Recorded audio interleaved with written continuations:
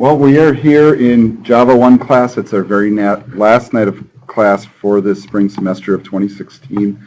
And we are going to continue our work from last session, which is to troubleshoot and start coding some of the final project. So I really want to take a look at this logic that we drew up last time. And it really is a pretty good starting point. Now, normally I don't do my pseudocoding in this format, in other words with text, although you absolutely can. I usually like to do things like write on a whiteboard or a piece of paper somewhere where I can kind of like move things around and erase them pretty easily so I can get the program flow. But let's try to just very quickly review what we have here, and then I'm going to show you some techniques for breaking down the problem into certain types of chunks that we can, identify what might be repeat, what structures we need to build. I'm trying to think of the other components here. Maybe, what methods, what are going to be methods, what those methods are going to do. All right, so if you remember, the application that we're building is for a simulated news network that wants a survey. We had agreed at the outset that we will develop a survey that has 4 questions with 4 answers each, so like a multiple choice survey. Also, we were given very specific criteria that you need to create an object that will hold the tally, and then you'll create you're going to create a class that holds the tally, and then you're going to create a class for the questions that will inherit its capability, the capabilities of tally, and then we'll use that to create question objects that will have both the question, all the answers, and the totals that are counted for each answer, all bundled together. And that's one of the things that we're going to have to do. So I'm actually going to type up here at the top, build classes for tally and questions. And that's not really part of the program sequence, but it is to create objects for the survey. All right, and what I'm going to do with that is I'm going to put it in parentheses because it's kind of something we need to do that really is kind of invisible to the user. But what happens is once we initiate the program, one of the steps here is the default questions and answers, which really will draw from these pre-built objects. So we're going to have it pre-built to start with. So you're going to start the program, it's going to go in, and it's going to instantiate 4 questions with 4 answers. So it's going to preset them, right? Because you don't want the person to start the program and not have anything to answer. All right, so we're going to have a preset set of questions. All right, then we were going to, and that's pretty helpful, to display a menu so the user has something they can choose from. And then we will grab their choice, we'll check to see if it's valid, and otherwise we're going to ask again. So this implies a loop, so I'm just going to write loop. And then depending on what they choose, we are going to have basically 4 menu options. And it might not be a bad idea to start numbering things. So I'm going to do that.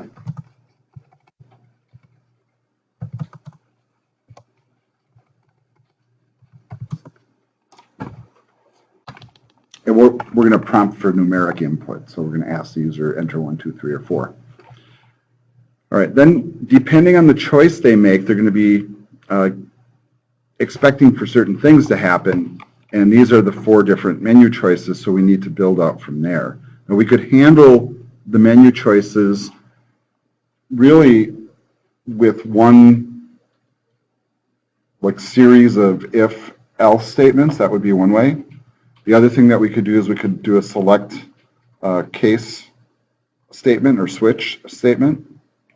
You can go through and come up with options that will work for each. And then depending on those choices, each one of the areas will have a series of steps that are appropriate to whatever their function is, right? So, for example, let's look at the simplest one, right? The simplest one is exit. So if a person would choose 4, we would see if the choice is valid, right? That's kind of happening here. So let's say the choice is valid, comes down here, if they want to exit, it says check to make sure the choice is valid. Okay. I'm not sure if that's necessarily the best spot for that, logic-wise. I don't remember why I put it there, but I'm sure there was a reason. And then we end the program. Right? That's pretty easy. That's a pretty easy step. What kind of code would you write to end the program? What is keeping the program running is really the more pertinent question. Because this is a console application, so what's going to happen is, in order for the program to keep running, we're going to have like everything going in a big loop, right? You would write an if? Okay. And then what happens if they choose that? It shows in the display, it's a message and then it ends the program. Okay. So it displays a message and exits the program. So I might want to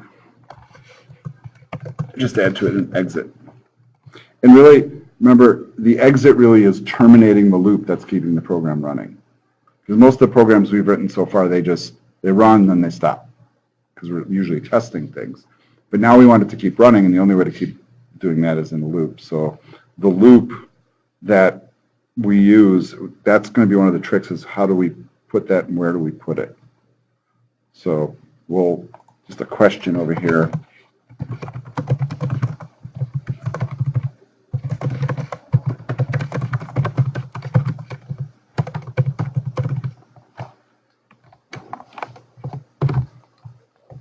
Okay, so let's look at the other options then, and let's see if not only we can identify the steps, but we can do what I've done here,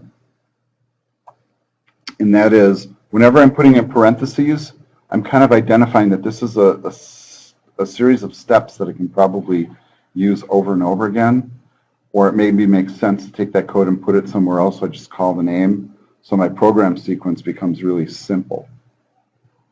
Okay. So let's do that. It says here, if they take the survey, so they choose option 1, you're going to display the questions and answers. Okay. I might say that we could maybe even trim down the name a little bit and maybe call it display questions. And we'll put in our parens right here. So that'll be a method that we will need to build. So we put the questions up on the screen. The prompt is waiting for an answer. We already determined that we could write a method called getUserChoice that would grab that value and then see if it's valid. And then as a result of it, it would also go to the right spot and run that code like we're doing here, but relative to the question itself. So in terms of the question, it checks to see if it's valid. So 1, 2, 3, or 4 for answers. And let's say it is. If it's a valid question, then what does it do? See, we got extra steps here. We would store their response. That would be one of the things that we're going to do.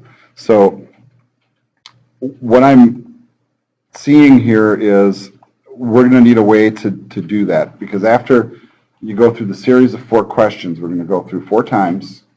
We're going to prompt and get a response and store which one they chose, right? So you're going to put up 4 choices, and let's say they chose 2. So answer number 2, we're going to add 1 to it. Okay?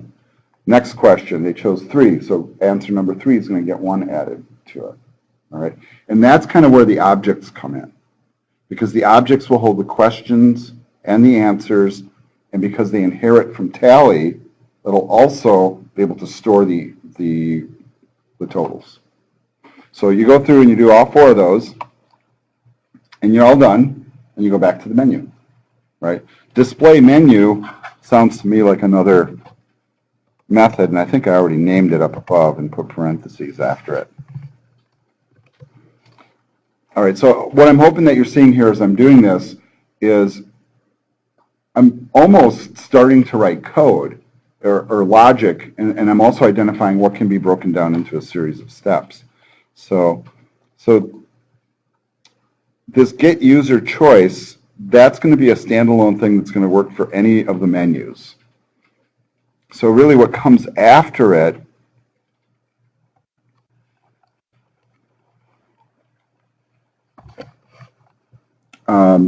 basically we would tally, but see that might come with the questions, right? Every time we display a question. So it's really kind of a loop. So let's just leave that there. All right, so now I'm going to jump over here to the other side, and I'm doing this on purpose. I'm going to start taking the methods that I'm identifying, and I'm going to start thinking about the steps that go with those. So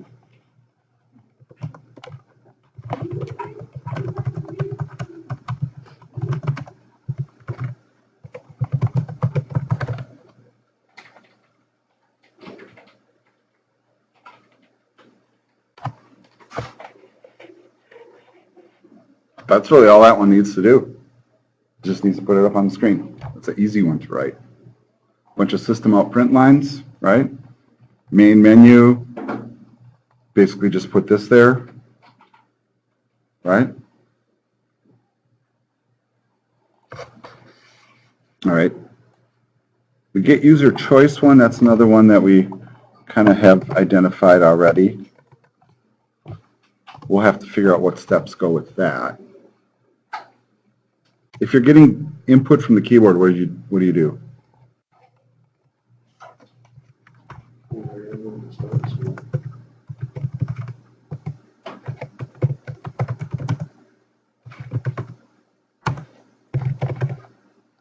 Right? So you get the user choice.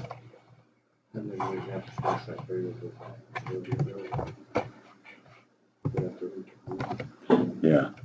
Pass the value back. We also want to see if valid. And in this case, it's going to be kind of easy because it needs to be 1, 2, 3, or 4 and nothing else, right? Yeah, we talked about TryCatch. I'm happy if you can just get it to work with numbers. I'll try not to enter letters in there. But if you can get a TryCatch going, that would be fine too. But let's see, we would see if valid. So it's 1, 2, 3, or 4.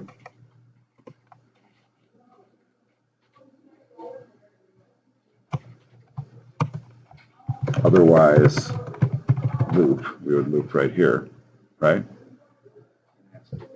Yeah.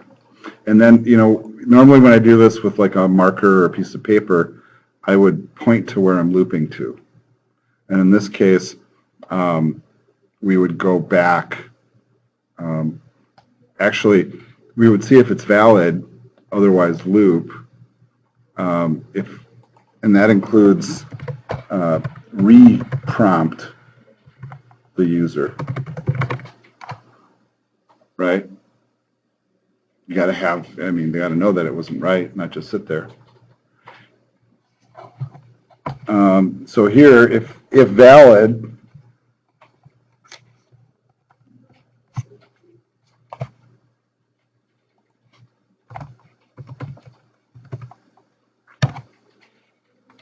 and you see the logic that I'm developing here? If not, I'm going to go, if not valid, loop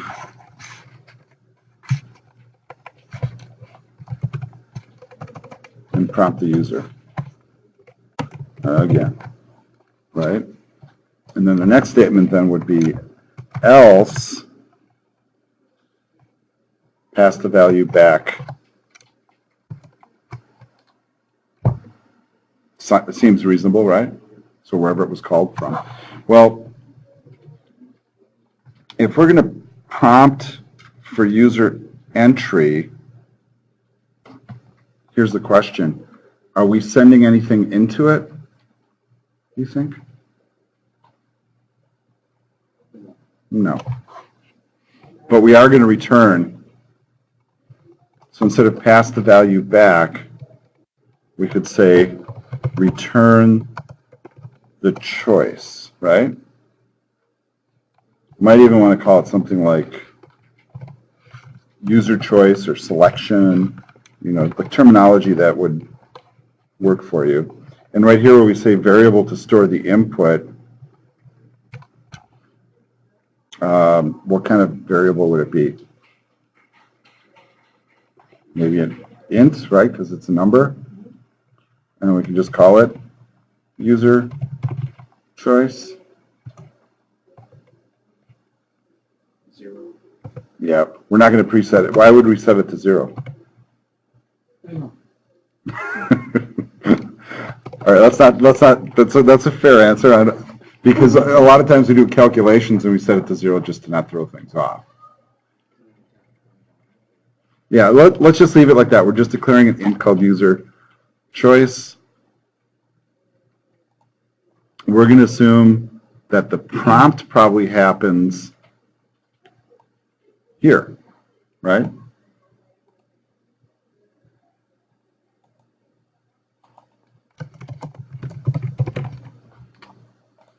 All right, so that would be user choice. And its only job is to get the stuff, whatever's typed in, check to see if it's okay, and send it back. That's all it does. So That would be this here.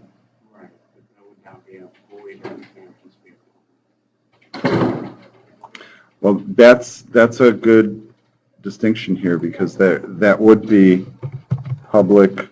What would we be returning? Int. Would it be static or not? Does it matter? No, it can't be static Why? because it's returning. Brandon, what do you think about that? Static is really only used if you plan to create an object of this particular class that you're writing, and then that object reference would then, or I guess I'm saying it backwards. So like if you don't make anything static, then you have to create an object of this class in order to call any of these methods if you use them outside of that class. So it would have to be static. No. No. If you're static actually doesn't have anything to do with returning a variable. It deals with how you call methods of an object.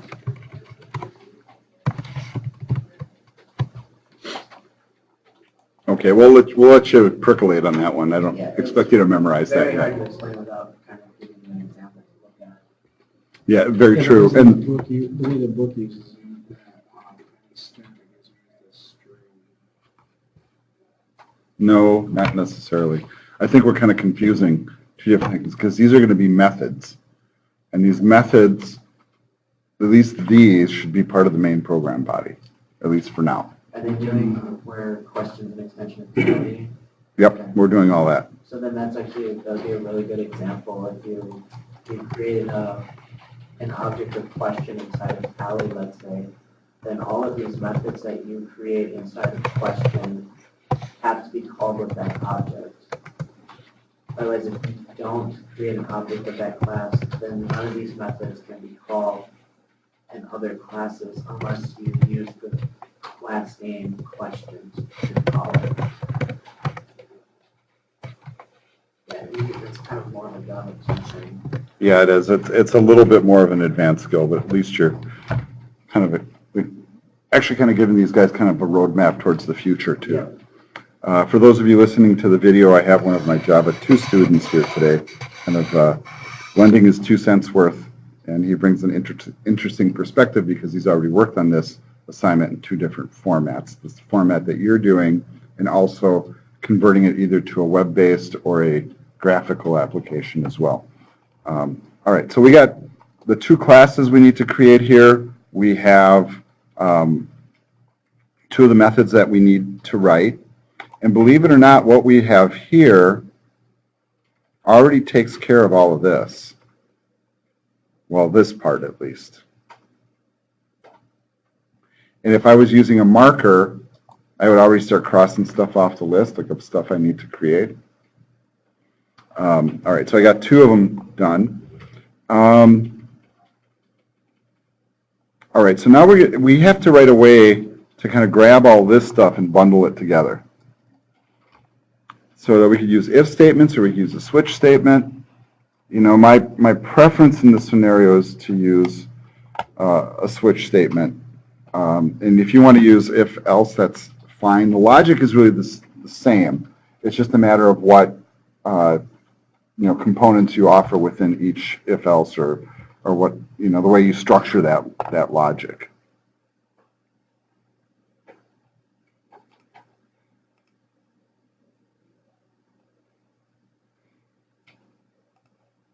Within the case statement, you put if statements? Yeah, you can do anything you want within a case statement. Give me a second here. I'm going to pull up a little code that I can refer to. I'm working on my second screen here. I'm going to pause the video momentarily while I do that. Now, I'm looking over some of my notes, and I have a little concern sometimes about how things are named. So the one thing that, as I look at my notes, I'm like, oh yeah, I named that a certain way because of a certain reason. And as I look at it, it makes me want to change some of the stuff that I have on the screen already. But I'll do that one step at a time. Now, I'm thinking that maybe this isn't the best choice of word here. And the reason is I'm thinking in terms of when I get to the point of actually putting a question on the screen, what would I call that? Display question, right?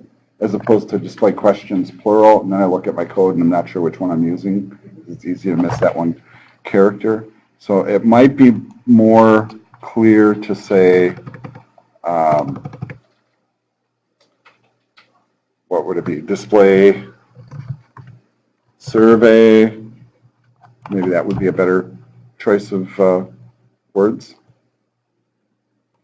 All right, so we would display the survey. So that's one that we're going to need to write. In fact, let's work on that one a little bit.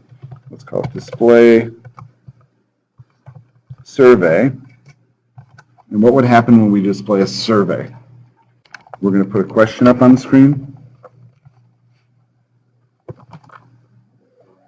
And maybe I'll just say Q and A on screen. Prompt user for choice, right?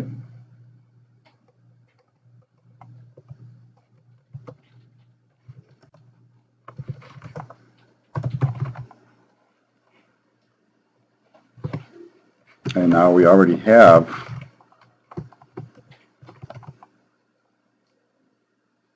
this created, right? See how handy that is? So we're going to do that 4 times. And of course, if we do get user choice, it already has all the validation stuff built in. And then after we get the user choice, do these steps again for the next 3 questions, right? So it's going to go out from wherever. It's going to pull in the question and the 4 answers that go with. It's going to say choose one. You're going to choose it. And if you put in a valid selection, it moves on to the next one. We do that 4 times. Yeah. Yeah. Well, yeah, it's going to pull back the question and the answer. It's going to use gets. Right. Now, every time we get the user choice, there's kind of an intermediary step that happens here. What happens after they choose something? Yep. Send answer choice to tally, to basically keep track. So you can think of it as increment answer variable, which we haven't created yet, but we will. Okay. And then we're done with all 4 questions. What happens? We're just done, right? Back to the main menu. And if you look here, that's what we're doing. So this is kind of like our rough logic. And then, of course, we're going to display the menu. That one's already written. Some of these other methods here, if somebody chooses to view the tallies, we might want to display the results. Sounds like something, right? So we could come over here, create a new one, display results. What's display results going to do? Show the tallies relevant question. Show tallies. In fact, that is kind of one and the same. We're going to show the tallies and then return to the main menu. That's what we have here. So do we want to call it show tallies instead of?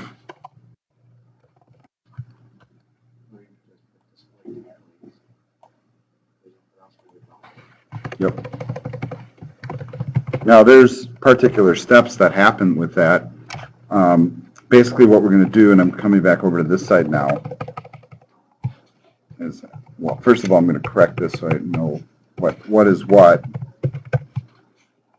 And part of that is just to get values from each object.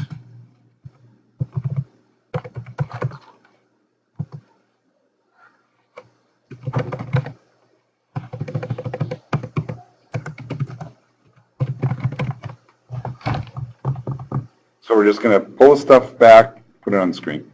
System out print line, right? You need to display tallies inside tab.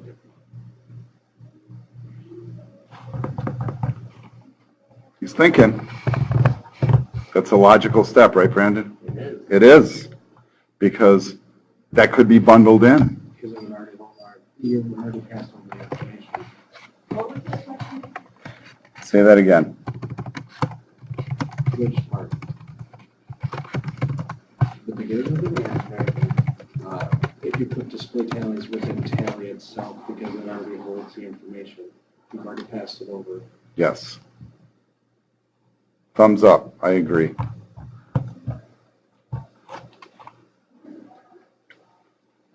I call it stealing my thunder, but it also shows me that you're kind of starting to get the concept of it too, which makes me a very happy teacher. All right. Let's move on to the next little segment here, and that is to edit the question. So if you go back to the main menu, now one step that you can have is to ask for a password. Now I'm going to put that over here, and what should we call that? Password check?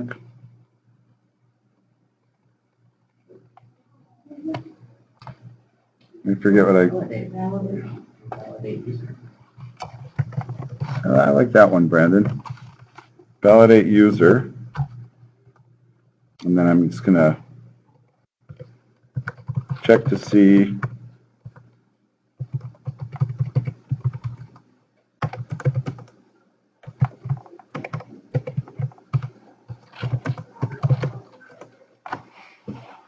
all right. Now, I'm going to put asterisks in front of this because this is optional at this point. If you have the time on your hands, which I'm sure you guys do, you might choose to write it. Otherwise, you can skip this step. I'm okay with that. So we call this validate user. So I'm just going to paste that over here. All right, now we're going to have a new menu to display. And that's going to be very much like display the main menu. In fact, that makes me want to call this one display main menu. Be descriptive, right? So we'll call that display edit menu.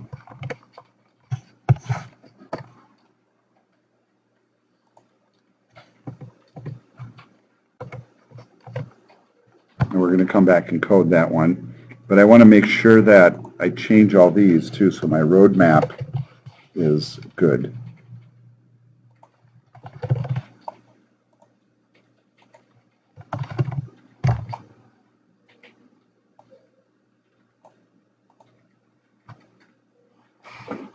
All right, so we're going to have them validate user. That's the password check.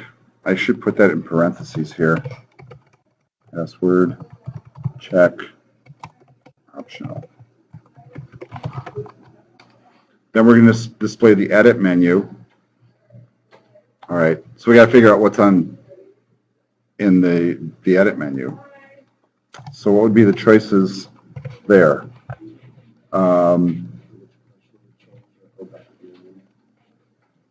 All right, so exit would be an option, right? You know, what I'm going to do here, I'm going to do a couple of things.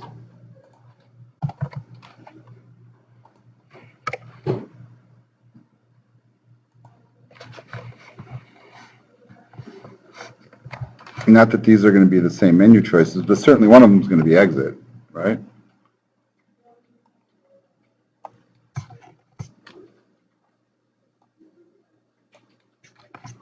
So if you were about to edit, how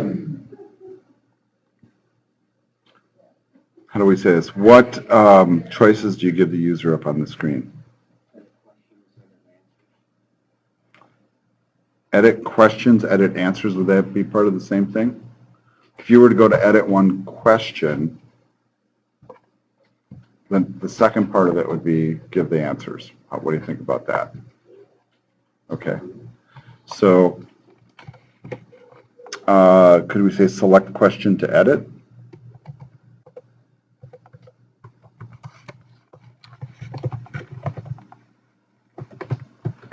You see how I'm writing it as a method? You know, maybe that would be, I'm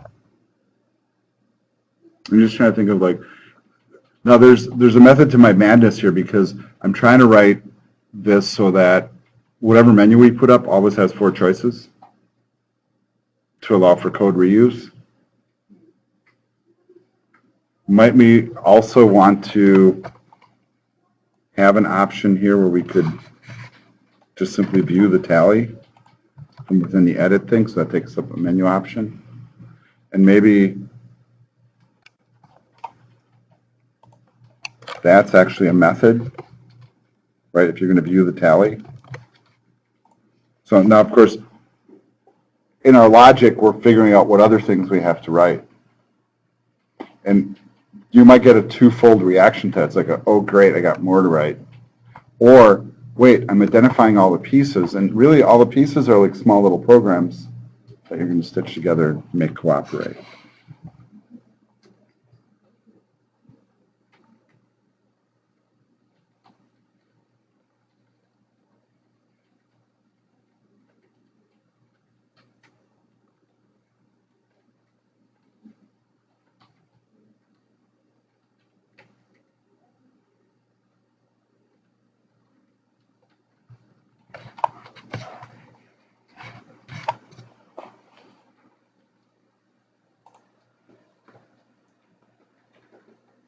There's a number of different ways to accomplish this, and right now I'm kind of struggling with which approach to take here. So we have 4 questions, right? So I could branch out from here and select which question to edit, display them, and then come back here. But now I'm thinking that maybe it's more logical that if we're going to display the edit menu, maybe we should just say, choose a question from right here. Right? That's my thought. So in other words, we would prompt select the question you want to edit. And then you would just do question 1.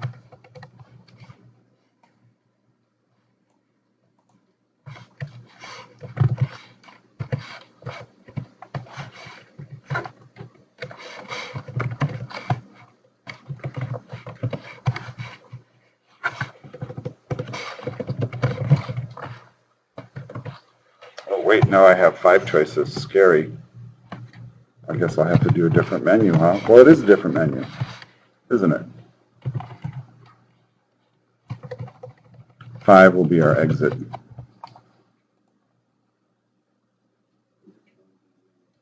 Right. Now, every time I choose a question to edit, though,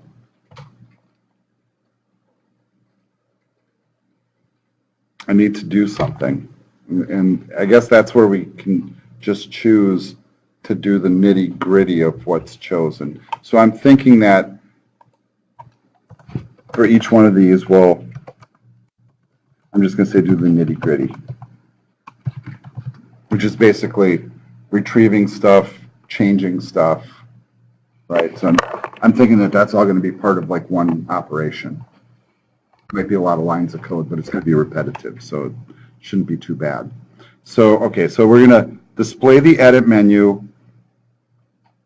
We're going to get the user choice, which might be a little bit different here. So here I'm putting question marks in. Need to use one that is custom for this. Okay, so right now I'm just putting question marks in there because that's going to happen probably all within there. So this might get removed, this line.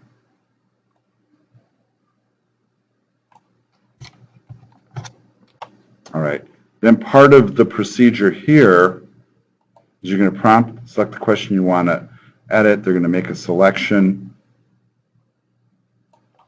And I'm going to pull this nitty-gritty thing out of here, and I'm going to just add it to the bottom and say, do the nitty-gritty. And really, this is part of it. So we're going to,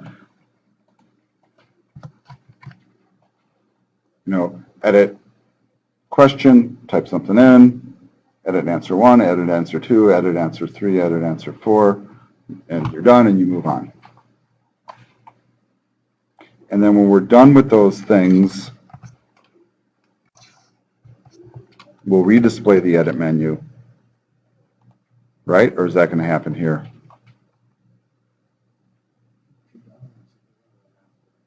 Or should we loop? Yeah, once you're done, it should do it automatically, right? So then it should be inside here. And then once we're done with that, so really what's happening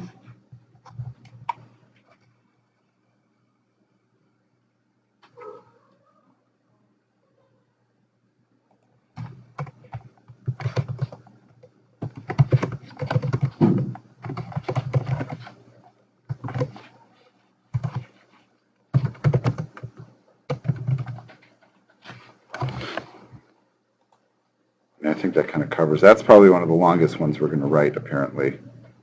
And then when we're done with whatever action we're doing when we branch out, we're going to come back and we're going to display the edit menu again, or the main menu again.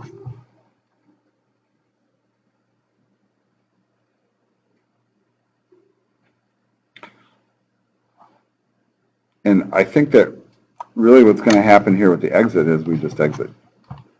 That's not a method. And then see what's happening here is how I'm kind of stripping this down now. That like stuff that we're kind of just doing repetitively. Oh yeah, we can do that.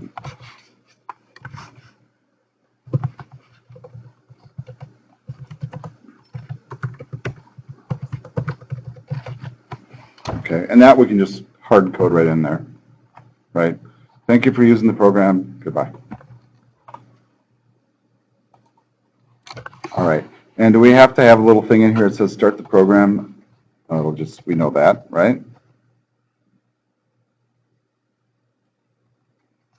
Now, we have a thing here that says preset default questions and answers. How about, what should we call that? Initialize questions, maybe?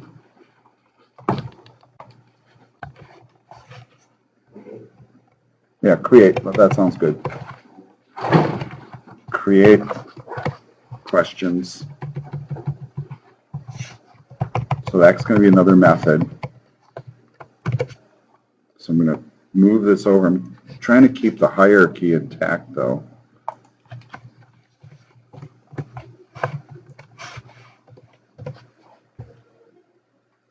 All right, now these are all going to be, I think, single steps, right? So we'll just have a whole listing of like, question 1 is this, question 1, answer 1 is this, question 1, answer 2 is this, etc. And it'll just be a series of, well, 5 times 4 is 20 lines of code just to put the questions in, right? Mechanical process, no big deal. All right.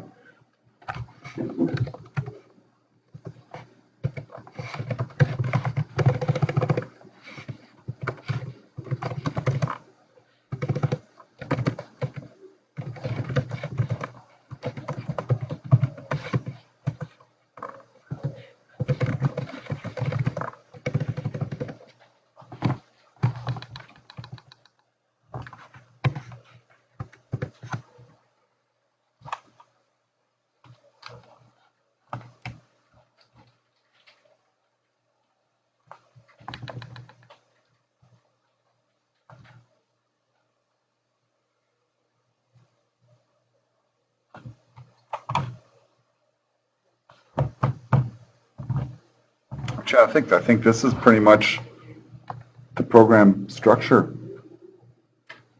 As far as I can, I might run into something else I'm not thinking about right now, but really what I'm identifying is the main components of the program. I really kind of boiled it down, and then really kind of looking at major steps. So I start the program, it creates the questions, puts the menu up there, it gets my choice, and then it does whatever those choices dictate. And whether it's take the survey, view the tallies, edit the questions, or exit. Stuff that's got parentheses are methods. Methods have their own unique steps, and we'll start to code those out. But I think where I want to start first is with creating the classes. So let's do that and get that piece out of the way. And then we can do some other simple stuff like create the menus. Those are really easy, right? So we get these chunks knocked out, all of a sudden you're going to see that you don't really have a lot to write. All right, I'm going to quick pause here.